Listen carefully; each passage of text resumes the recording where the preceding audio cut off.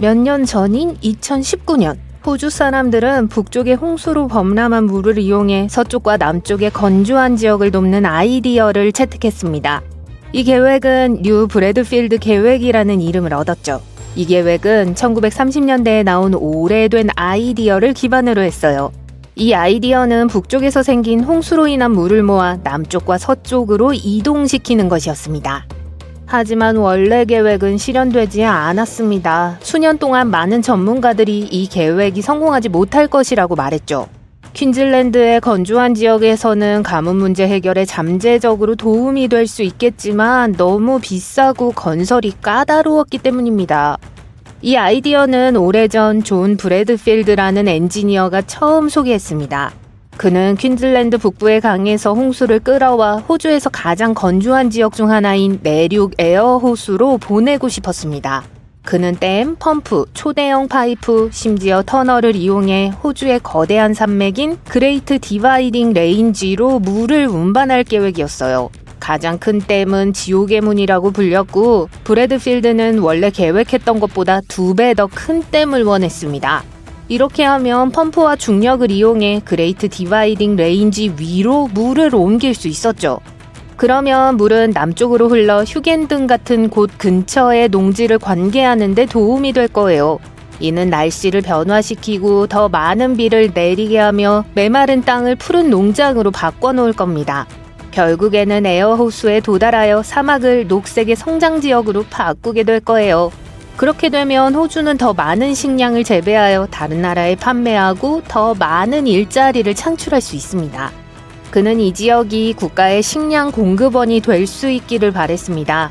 한동안 사람들은 이 계획에 대해 많은 이야기를 나눴고 그 아이디어가 마음에 들었습니다. 그들은 농사 방식을 바꿀 수 있다고 생각했어요. 심지어 어떤 사람들은 자연이 이미 땅을 물로 채울 계획을 세웠다고 믿었습니다. 마른 땅과 호수바닥이 사용되기를 기다리고 있다면서요. 심지어 비가 산의 반대편에 내리면 브래드필드의 계획이 이를 해결할 수 있다고 말하기도 했습니다. 하지만 당국이 이 아이디어를 조사했을 때 큰 문제점을 발견했어요. 가장 큰 문제는 비용이 너무 많이 든다는 것이었습니다. 게다가 완전한 조사를 수행할 과학자나 엔지니어도 충분하지 않았어요. 땅은 너무 건조하고 척박했습니다. 실제로 얼마나 많은 물이 그곳에 도달할 수 있을지 아무도 확신하지 못했습니다.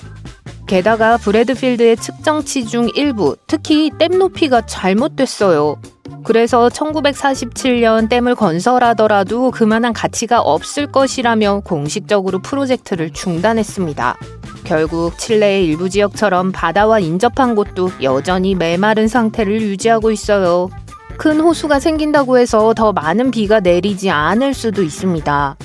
그런데 2019년 한 정당이 이 아이디어를 뉴 브래드필드 계획이라는 업데이트된 버전으로 다시 가져왔습니다. 그들은 이 제도를 다시 시도하고 싶었지만 더 잘 작동하도록 몇 가지를 변경했어요. 계획에는 다음과 같은 단계가 포함되었습니다. 사우스 존스톤, 툴리, 허버트, 버데킹 강에서 물을 취하는 것이었어요. 지옥의 문 댐이라는 큰 댐을 이용해 물을 저장하는데 이번에는 원래 계획보다 댐의 높이를 2배로 높이려고 했어요. 많은 펌프를 사용하는 대신 중력을 이용해 터널을 통해 물을 흐르게 하기로 했죠. 물을 산 아래 퀸즐랜드 남부의 워레고 강으로 옮깁니다. 이 물을 이용해 태즈메이니아보다 더 넓은 휴겐든 남쪽과 서쪽의 건조한 지역에서 농작물을 재배하여 결국 이 지역을 식량 공급원으로 바꾸는 거죠. 한편 전체 프로젝트에 얼마의 비용이 들지는 밝히지 않았습니다. 하지만 호주 국립과학기관이 이 계획의 효과를 확인하기 위해 2천만 달러를 지출하겠다고 약속했습니다. 이 혁신적인 아이디어는 좋게 들리는데 왜 80년 넘게 수많은 전문가들이 안 될 것이라고 말했을까요? 브래드필드는 1941년에 자신의 아이디어에 4천만 파운드의 비용이 들 것이라고 했어요. 오늘날로 치면 약 32억 달러에 해당합니다. 새로운 버전은 150달러가 넘는 비용이 들고 건설에 10년 이상이 걸릴 수 있습니다. 또한 자연을 아끼는 사람들이 걱정하고 있어요. 그들은 물이 원래 가는 곳에서 물을 빼앗으면 동식물에 해를 끼칠 수 있다고 설명합니다. 침입성 동식물이 새로운 장소로 퍼질 수 있어요. 물고기와 다른 동물이 사는 강과 바다를 엉망으로 만들 수도 있습니다. 심지어 이러한 자연적인 물의 흐름에 의존하는 해안 근처의 마을과 기업에도 피해를 줄 수 있습니다. 그렇지만 일부 사람들은 이 아이디어가 특히 농부들을 돕고 가뭄 문제를 해결하기 위해 할 가치가 있다고 생각했습니다.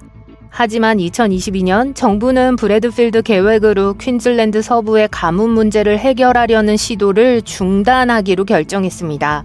전문가들은 이 계획을 면밀히 검토한 결과 효과가 없을 것이라고 말했어요. 문제요? 이 계획을 실현하기에는 항상 물이 충분하지 않다는 거예요. 이 계획의 새로운 비용은 300억 달러가 넘는다고 하니 엄청난 금액이 아닐 수 없습니다. 개인 제트기와 호화 요트 한 척을 살 수 있는 금액이죠. 전문가들은 그 정도의 돈을 쓰려면 물이 엄청나게 많이 필요하다고 말하지만 물은 존재하지 않습니다. 이들은 하나의 거대한 프로젝트 대신 비와 폭포가 있는 곳과 가까운 곳에서 소규모 수자원 프로젝트를 진행할 것을 제안했습니다. 미니 브래드필드 그리드라고 불리는 이 소규모 프로젝트는 퀸즐랜드 해안을 따라 4곳에 설치될 겁니다. 이 작은 그리드는 일부 지역에 비가 많거나 적을 때 물을 공유할 수 있어요. 정부기관의 다른 과학자들도 이 계획을 검토했고 모두 동의했습니다. 일이 순조롭게 진행되더라도 브래드필드 계획은 여전히 문제를 일으키고 비용이 너무 많이 드는 반면 미니 프로젝트는 더 그럴듯해 보였습니다. 그들은 산 서쪽의 건조한 지역이 본격적인 브래드필드 계획 없이도 더 잘할 수 있을 것이라고 생각해요. 그 지역에는 더 쉽고 저렴하게 식물을 키우고 물을 얻을 수 있는 방법이 있습니다. 그래서 큰 계획은 취소되었고 지금은 물과 농사를 돕기 위한 더 똑똑하고 작은 아이디어를 찾고 있어요. 이 문제는 매우 시급합니다. 호주는 매우 건조한 지역으로 실제로 사람들이 사는 가장 건조한 곳 중 하나예요. 가뭄이 들면 주변에 물이 많지 않아요. 이는 농장에서 식량을 많이 재배하지 못한다는 것을 의미하며 많은 문제를 일으킬 수 있습니다. 앞으로 가뭄은 더 자주, 더 심각하게 발생할 가능성이 높아요. 그렇기 때문에 지금부터 대비를 시작해야 합니다. 전문가들은 가뭄 회복력 미션이라는 프로젝트를 통해 앞으로 가뭄에 더 잘 대처할 수 있는 방법을 찾기 위해 노력하고 있습니다. 한 전문가는 가뭄이 실제로 호주에 얼마나 많은 비용을 초래하는지 조사했어요. 그의 연구에 따르면 가뭄은 농장, 일자리, 마을, 심지어 국가 전체에 이르기까지 많은 피해를 입힐 수 있다고 해요. 오랫동안 비가 오지 않으면 일부 마을에서는 실제로 물이 고갈될 수 있습니다. 이를 데이 제로라고 하는데 물이 남아있지 않아 집의 수도꼭지가 잠기는 상황을 말해요. 2020년에 퀸즐랜드의 스탠소프라는 마을이 데이 제로를 맞았습니다. 다른 50여 개의 마을도 비슷한 상황에 처했어요. 이런 상황이 발생하면 물을 구할 수 있는 유일한 방법은 트럭으로 물을 가져오는 것뿐인데 이는 엄청난 비용이 듭니다. 스탠소프는 1년 반 동안 매일 약 40대의 트럭으로 물을 가져와야 했어요. 매달 약 80만 달러의 비용이 들었습니다. 결국 물을 구하는 데에만 1,400만 달러 이상을 지출했습니다. 다행히도 다시 비가 내리기 시작하면서 댐이 다시 채워졌습니다. 하지만 당국은 이런 일이 다시 일어나지 않도록 하기 위해 노력하고 있어요. 마을에 다시는 그런 일이 일어나지 않도록 대비할 수 있도록 돕고 싶어요. 가뭄은 물만 망치는 것이 아니라 사람들의 건강도 망칠 수 있기 때문이에요. 모든 것이 마르면 식물은 사라지고 토양은 느슨해집니다. 그러면 바람이 이 흙을 빨아들여 거대한 먼지 폭풍을 일으켜요. 이러한 먼지 구름은 시드니와 같은 대도시까지 아주 멀리 날아갈 수 있어요. 바로 2018년에 일어난 일이에요. 공기가 너무 나빠져서 어린이, 노약자, 호흡기 질환이 있는 사람은 매우 조심해야 했어요. 먼지로 인해 일부 농작물이 망가지고 과일을 비롯한 다양한 식품이 먹기에 안전하지 않게 되었습니다. 여러분은 지금 사우디아라비아의 광활하고 텅 빈 사막 한가운데 서 있습니다. 그 허벌판 한가운데 거울로 비친 2개의 거대한 마천루가 나란히 완벽하게 평행하게 솟아있어요. 단순한 공상과학 컨셉이 아니에요. 사우디아라비아에서 가장 대담한 도시 프로젝트의 중심인 더 라인입니다. 현재 사우디아라비아는 이미 세계에서 가장 야심찬 건축물의 본고장입니다. 리야드의 킹 압둘라 금융지구부터 메카의 상징적인 아브라즈 알 베이트 타워까지 사우디는 수년 동안 열심히 일해왔죠. 더 라인은 그들만의 리그에 속합니다. 2021년에 발표되었으며 사람들이 생활하고 일하고 환경과 상호작용하는 방식을 재정의하기 위해 설계된 5천억 달러 규모의 메가 프로젝트인 네옴이라는 국가의 미래를 위한 더 큰 비전의 일부입니다. 잘못될 게 뭐가 있겠어요. 글쎄요, 이 야심찬 프로젝트의 오랜 최고 경영자였던 나드미 알 나스르가 최근 퇴사했습니다. 의심스러운데요. 얼마 지나지 않아 발표된 네옴의 성명에서 그가 떠난 이유에 대해 그럴듯한 설명을 제시하지 않았기 때문에 더욱 그렇습니다. 당시 라인 프로젝트는 원래 약 2천억 달러의 비용이 들 것으로 예상되었습니다. 하지만 2024년이 되자 그 수치는 무려 2조 달러로 치솟았습니다. 사우디아라비아 전체 GDP의 약 2배에 달하는 금액이에요. 그리고 독립적인 전문가들에게 물어본다면 이보다 더 많은 비용이 들 수도 있다고 해요. 처음에는 약 16km의 프로젝트를 건설해서 2030년까지 150만 명이 거주할 수 있도록 하는 것이 계획이었습니다. 하지만 지금은 기대치가 훨씬 더 낮아졌습니다. 2030년까지 완공할 수 있는 거리는 2.4km에 불과하고 거주 인구는 30만 명도 채 되지 않을 것으로 예상돼요. 이 프로젝트는 진행 과정에서 많은 문제를 겪었어요. 엔지니어링 문제와 관리 문제로 인해 큰 지연이 발생했고 진행 속도도 기대만큼 빠르지 않았습니다. 그럼 이제 더 라인이 정확히 무엇인지 알아볼까요? 더 라인은 말 그대로 500m 높이의 2개의 고층 빌딩이 평행하게 나란히 서 있는 도시예요. 이는 세계에서 가장 높은 마천루를 모두 합친 것보다 더 높은 높이입니다. 이 고층 빌딩은 폭이 200m에 달하며 사우디아라비아 북서쪽 홍해 근처까지 무려 170km에 걸쳐 뻗어 있습니다. 가장 놀라운 건 도시 전체가 실제로 이 하나의 구조물 안에 있다는 거예요. 자동차도 도로도 배기가스도 없지만 나중에 자세히 설명해 드릴게요. 이 단지는 900만 명이 거주할 수 있는 규모입니다. 이 모든 것이 청정 에너지로만 운영되는 이 프로젝트는 사우디아라비아의 야심찬 비전 2030 계획과 완벽하게 일치합니다. 고층 빌딩의 외관은 주변 사막 풍경을 반사하는 거울로 덮여 도시와 주변 환경이 거의 완벽하게 조화를 이룰 거예요. 내부에는 울창한 공원, 폭포, 하늘을 나는 택시, 일상 업무를 처리하는 로봇 도우미 등이 들어설 예정이에요. 또한 도시 디자인의 일부로 인공 달도 만들 계획입니다. 더 라인을 특별하게 만드는 또 하나의 요소는 디자인입니다. 수평으로 펼쳐진 기존 도시와 달리 더 라인은 수직으로 형성되어 있어요.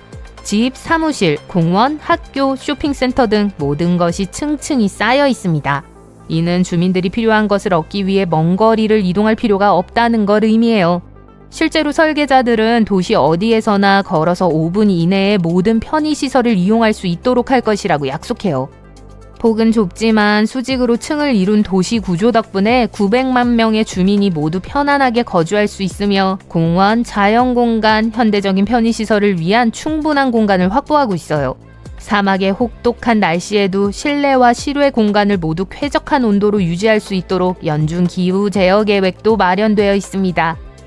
물론 모든 것이 가까이에 있어도 사람들은 여전히 도시를 돌아다녀야 해요. 걱정하지 마세요. 더 라인은 가능한 가장 미래지향적인 방법으로 이 일을 해결합니다.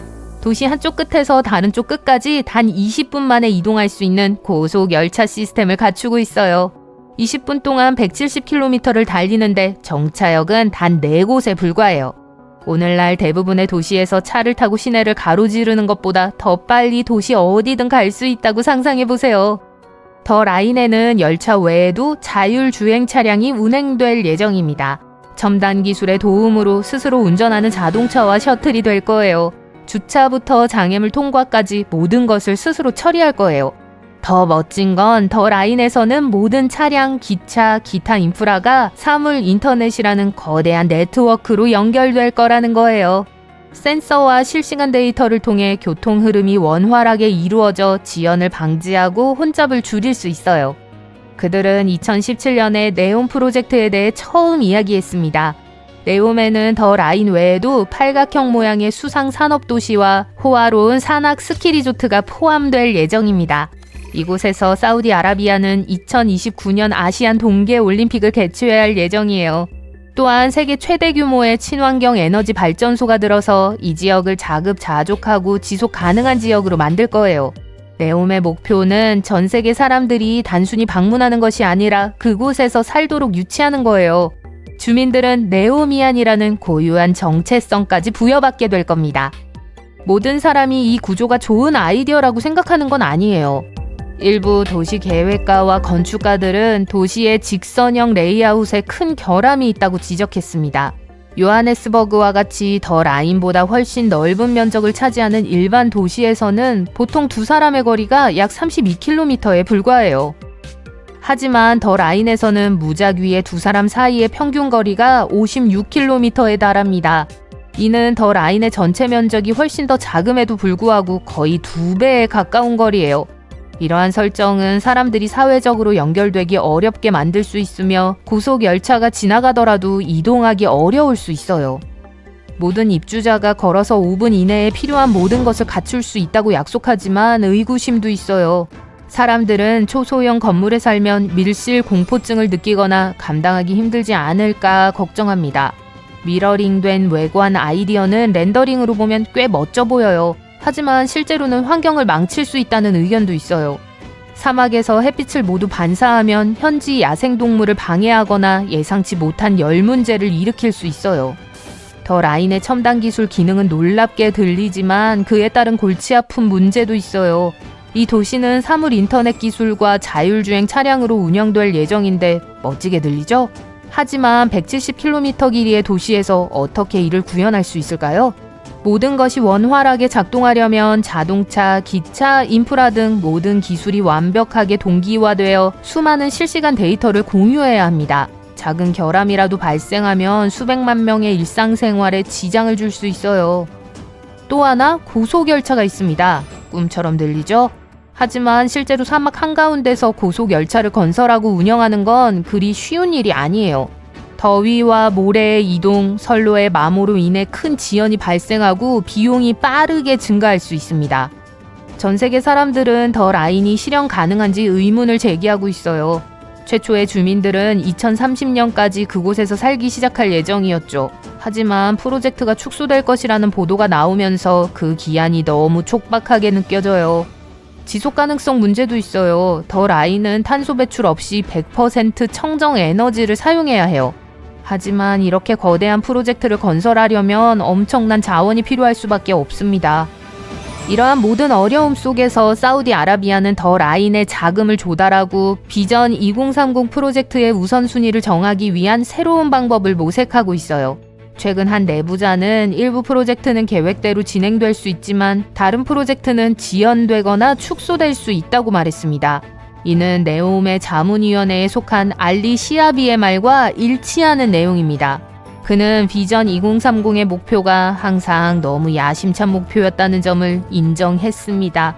하지만 그는 그 목표의 일부만 제때 달성하더라도 여전히 큰 의미가 있을 것이라고 주장했습니다.